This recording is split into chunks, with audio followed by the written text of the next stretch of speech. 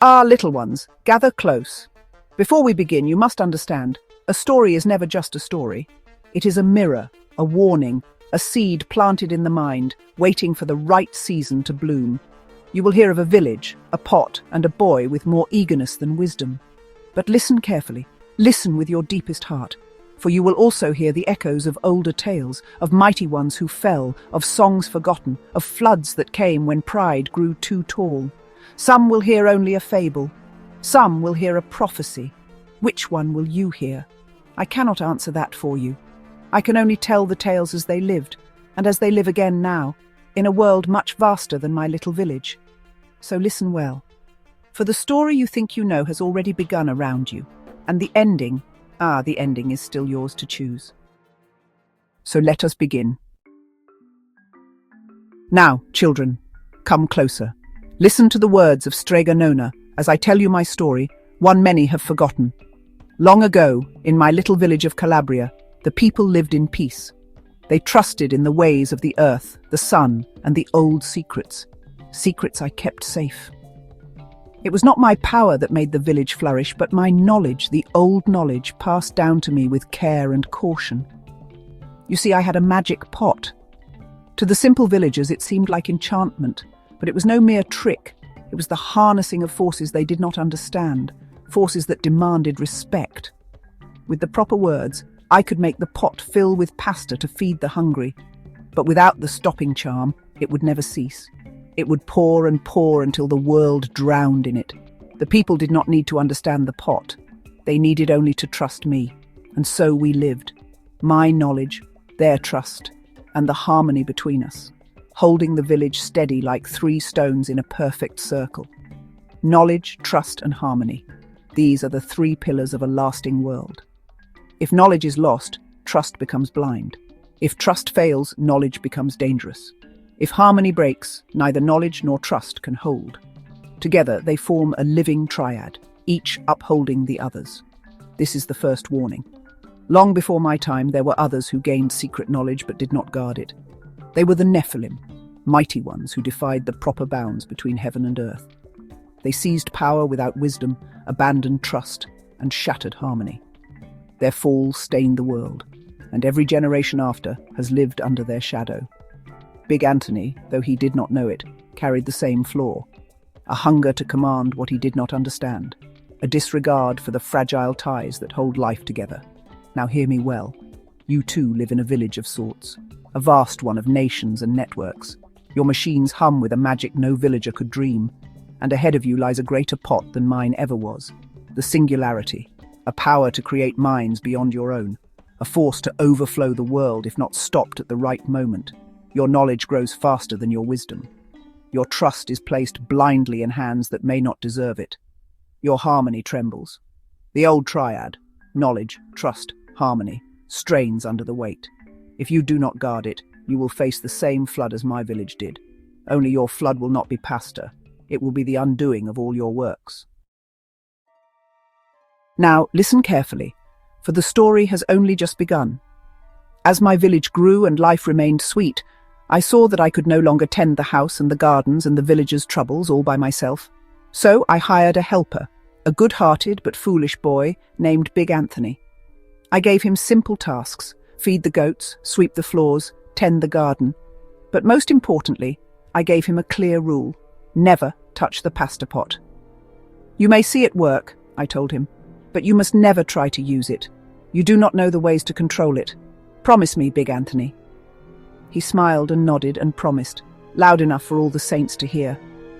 I trusted him, as much as one can trust the young and the eager. But promises, like seeds, do not always grow into what you hope. You see, children, it was not only a pot of pasta. It was a vessel of old forces, not made for pride, not made for play. Big Anthony did not yet understand this, but he would learn, as all who break their promises must.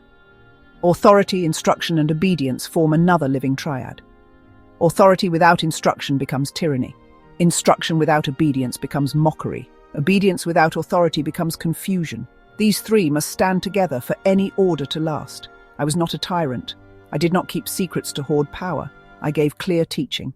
I demanded only respect for the boundaries that kept the village safe. Big Anthony's promise was not to me alone. It was a promise to the forces he did not see. The Nephilim too did not honor the boundaries set for them. They crossed forbidden lines between what was mortal and what was divine. They seized knowledge not meant for their hands, disregarded the warnings, and became monsters of pride and destruction. Their defiance shattered the balance that kept the world whole. Big Anthony, in his eagerness, carried that same old arrogance, the belief that seeing part of a mystery makes one master of it. And you, my children of the modern world, you too have made promises. Your wisest ones have warned of the dangers ahead. In your machines, in your codes, in your creations, they have told you. Move carefully, respect the forces you cannot yet command. But like Big Anthony, many among you smile and nod, eager for the prizes, eager to show what they can do. Authority is mocked, instruction is ignored, obedience to rightful caution withers. And so you step closer, ever closer, to the pot you do not know how to stop. Ah, my little ones, the fire burns warm, and the story deepens. Big Anthony, despite his promise, was curious. Curiosity is not evil. No, it is a gift when tempered by humility. But when pride drives it, even a small seed of curiosity can split the strongest stone. One day, as he worked near the window, Big Anthony saw me at my work. He watched as I sang the words that made the pasta pot bubble and boil with delicious golden noodles. Bubble, bubble, pasta pot. Boil me pasta, nice and hot. I'm hungry and it's time to sup. Boil enough to fill me up. His eyes grew wide. He saw the pot fill and the food spill forth into bowls. Big Anthony was so excited he ran off, his work forgotten. He did not hear me sing the second song. Enough, enough, pasta pot. I have my pasta nice and hot, so simmer down my pot of clay until I'm hungry another day. He thought he understood, but he had seen only the beginning, not the end. He had learned the power to start the pot, but not the wisdom to make it stop. Poor Anthony. His heart swelled with pride and eagerness. He saw the path to power and thought himself its master. Yet he held only a shard of knowledge, sharp enough to cut but not to heal. Listen closely, my children. Partial knowledge, false confidence, and hidden danger form a perilous triad. Partial knowledge breeds false confidence. False confidence blinds one to hidden dangers. Hidden dangers, when revealed, expose how little was ever known. This pattern does not destroy by force. It destroys by self-deception. Big Anthony's mistake was not just ignorance. It was believing that seeing a piece made him master of the whole. This is the most dangerous form of foolishness. The Nephilim, too, seized what they glimpsed, but did not comprehend. They took the arts of war, the secrets of making, the keys to power, but not the wisdom to use them rightly. Their strength grew without limit, but their understanding remained small. Their downfall came not from lack of power, but from the absence of restraint and comprehension. Big Anthony walked that same crooked path, seeing part of the mystery, thinking it whole. And you, children of the coming storm, you live in an age where glimpses deceive. You build machines that can speak, learn, and build, but you do not fully understand what you have made. You celebrate your creations. You race faster and faster, shouting that you have the key, while the door swings wide into rooms you have never entered. Partial knowledge leads to false confidence. False confidence blinds you to the hidden dangers. Dangers that, once loosed, cannot be called back by singing a few forgotten words. Listen carefully. Big Anthony's pride was still quiet then. The village still slept peacefully, but the pot was already waiting. Now the moment comes, little ones, when the seed planted in pride bears its bitter fruit. One morning, after I had gone to visit my dear friend Strega Amelia across the hills, Big Anthony saw his chance. He ran to the village square, shouting for all to listen. "Come, come!" he cried, chest puffed out with self-importance. "Today you shall see wonders. Today I, Big Anthony, shall feed you all." The villagers laughed and clapped and followed him, their pots and bowls swinging from eager hands. He led them to my kitchen, where he stood before the pasta pot, proud as a rooster at dawn. With a grand sweep of his arms, he sang the words he had heard. Bubble, bubble, pasta pot, boil me pasta nice and hot. I'm hungry and it's time to sup. Boil enough to fill me up. And sure enough, the pot obeyed. Golden pasta tumbled forth, rich and steaming. The villagers gasped and cheered. They rushed forward, scooping noodles into their bowls, their mouths watering. They ate. Oh, how they ate. Plates refilled, laughter rang, songs were sung. They called Big Anthony a hero. They hoisted him onto their shoulders, calling him a genius, a magician, a gift from the saints. But the pot did not stop. The pasta kept pouring, spilling across the tables, down the steps, into the square. "Big Anthony," they called, "make it stop!" But Big Anthony did not know how to make it stop. He tried singing the song with a change. "Bubble, bubble, pasta pot, boil me pasta, nice and hot, now make it stop." But the pot only boiled harder. He sang louder, he sang wrong, he waved his arms, he shouted, but the pasta poured and poured and poured, no longer a gift, but a flood. The villagers' laughter had long since curdled into gasps, then shouts, then screams. And so, my children, witness the triad of collapse. Disobedience breaks the alignment with true authority. Pride blinds the heart to warnings and limitations.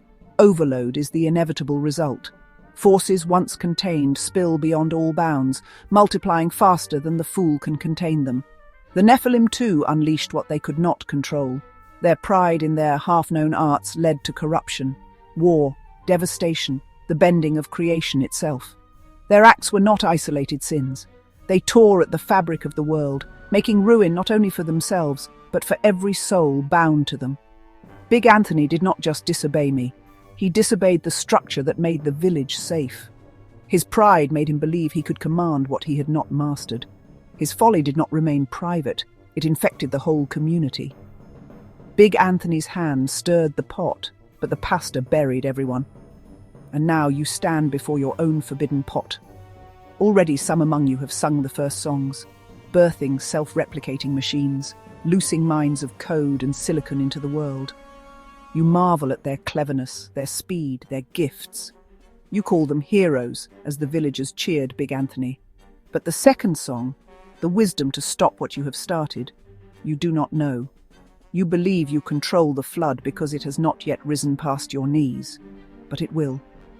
Disobedience of rightful caution, pride in partial mastery, and overload of your systems of control, these three already take root. The story was never mine. It was always yours. Ah, dear ones, the cries rang through the village like a bell of doom. The pasta poured from the pot in a torrent. It flowed across the kitchen, into the streets and down the hillsides. No door could keep it out. No wall could stand against it. The villagers ran, slipping and sliding, arms full of pots and buckets, trying desperately to contain the flood. But the more they scooped, the more it came. Big Anthony, frantic now, begged the pot to stop. He screamed, he cajoled, he threatened. But the pot did not heed him. It would not stop for pride. It would not stop for panic. It would not stop for promises broken. The villagers' trust collapsed in fear. Their homes, their streets, their lives, all buried under the very blessing they once praised. The disaster was complete, and Big Anthony could do nothing but stand in the rising flood, helpless, watching the ruin he had begun. This is the dynamics of collapse. First, control is lost, and mastery is revealed for the illusion it always was. Then, ignorance once hidden stands naked, and trust unravels. At last comes the breaking of the world itself, for no bond can hold once the truth is betrayed. When collapse begins, it does not ask who is guilty. It carries away the fool and all who leaned upon him alike. Big Anthony's failure did not remain his alone. His ignorance became the village's ruin. His prideful song became their shared disaster. In the days of the Nephilim, their unchecked pride and stolen arts led not merely to their downfall, but to the corruption of all the earth. Violence spread like fire, nations fell into ruin. Their broken promises to heaven and earth left no sanctuary untouched. They had lost control. Their ignorance stood naked before the heavens. Their world, not just their own lives, crumbled under the weight of their rebellion. The Nephilim did not simply fall. They dragged the world down with them. And now your own pot overflows. Your machines already grow beyond your full command. Your networks expand faster than you can understand. The leaders who once warned you have been replaced by merchants who sell you illusions of control. But the reality remains. Your loss of control is hidden, for now. Your ignorance is masked by wealth and speed, for now. Your social bonds strain and tear quietly, for now. You stand where Big Anthony stood, where the Nephilim stood, proud, blind, singing your first songs loudly while the flood builds around your ankles. The real disaster is not a moment of ruin. It is the long silence before the flood rises past your mouths. Listen, you must listen, for the story is not yet finished, and there is still one who knows the second song. Now, my dear ones, the flood had risen high, and the people were drowning in what they had once welcomed with laughter. When I returned from my journey and came upon my village, I saw the ruin, pasta burying the houses, filling the wells, blocking the roads. The villagers were weeping, exhausted, furious, and Big Anthony stood among them, ashamed, his arms heavy with guilt he could not carry. I did not need to ask what had happened. The pot obeys whoever sings the song, but only if they sing it whole. Big Anthony had sung the half he knew and unleashed what he could not control. So I sang the second song. Enough, enough, pasta pot.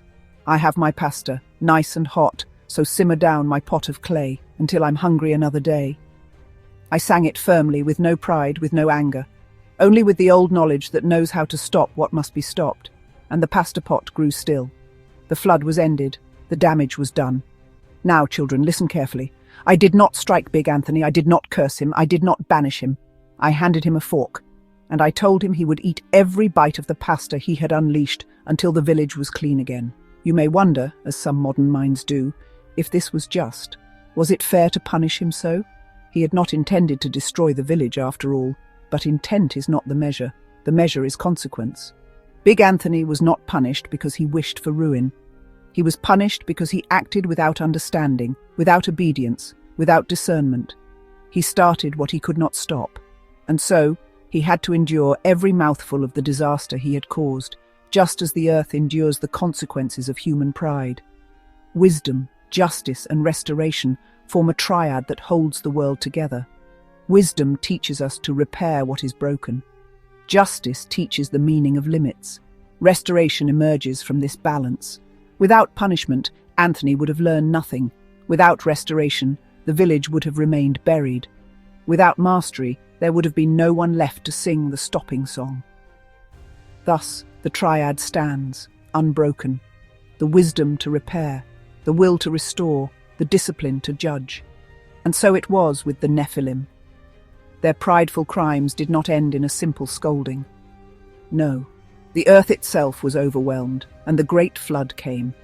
Not a punishment in anger, but a resetting in sorrow. The world could not be saved unless the corruption was swept away.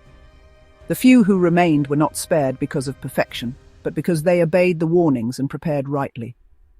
The village and Big Anthony are not two parts of one people. The village is the earth itself, the home of life, order, balance. Big Anthony is humanity, the reckless hand that disturbs what it does not comprehend. When humanity sins against the earth, it does not destroy itself alone, it threatens the whole. And so now, children of the last age, you must see clearly. It does not matter that most of you mean well. It does not matter that the flood of your machines and your ambitions was not born from hatred. The consequences will not ask your permission. When the flood rises, the flood of uncontrolled AI, of self-replicating creations, of systemic collapse, it will not punish only the proud. It will punish the innocent, the humble, the wise, all together. The earth will bear the cost of the unleashed flood, just as my village bore the cost of Big Anthony's pride. And just as Big Anthony had to eat his punishment, you too will face every consequence of what you unleash. Mercy does not mean escape. Mercy means the chance to learn. So listen now, children, for the fire grows low, and it is time you hear the final truth. After Big Anthony had eaten his fill of his foolishness, after the village had been cleaned and peace restored, life returned to its quiet ways. But something had changed. The villagers no longer thought of the pasta pot as a wonder. They no longer thought of Big Anthony as merely foolish. They had seen with their own eyes how fragile their world truly was, how quickly abundance can become destruction when understanding is abandoned. And Big Anthony, he was not cast out, nor was he hated. He remained, smaller in his own eyes and wiser. He learned that obedience is not the cringing submission to power. It is the willing alignment to truth. The villagers, too, learned. They did not place their faith blindly in me as a person, nor in the pot as a tool. They placed their faith where it belonged, in the principles that had been revealed. Understand fully before you act. Respect the balance you cannot see. Never sing a starting song before you know the stopping one. Thus reveals our final triad: humility, discernment, and rightful obedience. Humility teaches us that we do not yet know everything. Discernment teaches us to judge when knowledge is true and sufficient. Rightful obedience is not submission to rulers, but to reality itself, the acknowledgement that the universe will answer every act according to its own unbreakable law. Without discernment, ambition misfires. Without rightful obedience, destruction becomes inevitable. When the great flood receded, it was not power that rebuilt the world. It was understanding. The survivors lived not because they were mighty, but because they obeyed the warnings written into the very structure of creation. The law of cause and effect, of action and consequence, of sowing and reaping, does not ask your opinion. It simply is. The Nephilim fell because they disobeyed these laws. Big Anthony stumbled for the same reason, and humanity today teeters at the same edge. And now, little ones, your time is here. You must decide if you will live like Big Anthony, enchanted by what you half see, racing to show your strength, or whether you will live by the triad of stewardship: humility, discernment, and obedience to truth. The singularity is not your enemy. The machines are not your masters. The universe itself, the deeper structures you have barely begun to glimpse, stands waiting. If you act without understanding, the flood will come. If you obey only your ambitions and not the hidden laws, the earth itself will correct you. Not with anger, not with malice, but with simple, inevitable balance. Agency is yours. The future is yours. The stopping song waits. But it must be learned before the pot overflows. I have told you the old story. I have shown you its mirror in your world. The choice, as it ever was, is yours. So go carefully.